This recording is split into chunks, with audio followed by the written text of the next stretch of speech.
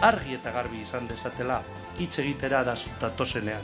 Eta argi izan dezatela arazoa konpontzeko hitz egiteko prest gaudela. Ez bakarrik beren interesei buruz hitz egiteko.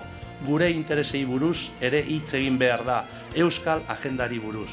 Baina kontuz, EAJ ez da ezarterako prest egongo. Horregatik indartsu izan behar dugu. Indartsu egon behar dugu Madrilgo euskal taldea osatzeko.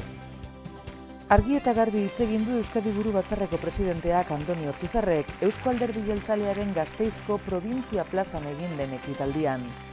Bertan Inigo Urkullu lehendakariak eta Arabako zerrendaburuak Mikel Legardak ere hitz egin dute.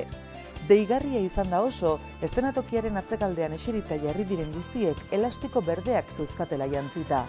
Atzo Amorebietan Ortuzarrek eginiko deiari erantzun diote ekintza horrekin jeltzaleek. EBBko liderrak deialdia egin zuen ekainaren 26an geureari eutsi eta boto berdea emateko.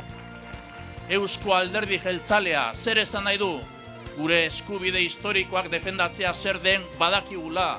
Autogobernua martxan jartzen zer den badakigu. Gure izaera, gure kultura, gure hizkuntza defendatzen badakigu.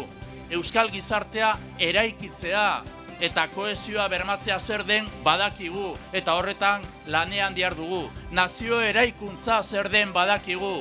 Euskadiren izena eta izana defendatzen badakigu. Hori da Eusko Alderdi Jeltzalea. Lehenik ekonomia eta hazkundea, elkartasuna eta garapena, aukera berria eta enplegua. Hori da gure eredua, hori da Eusko Alderdi Jeltzalea.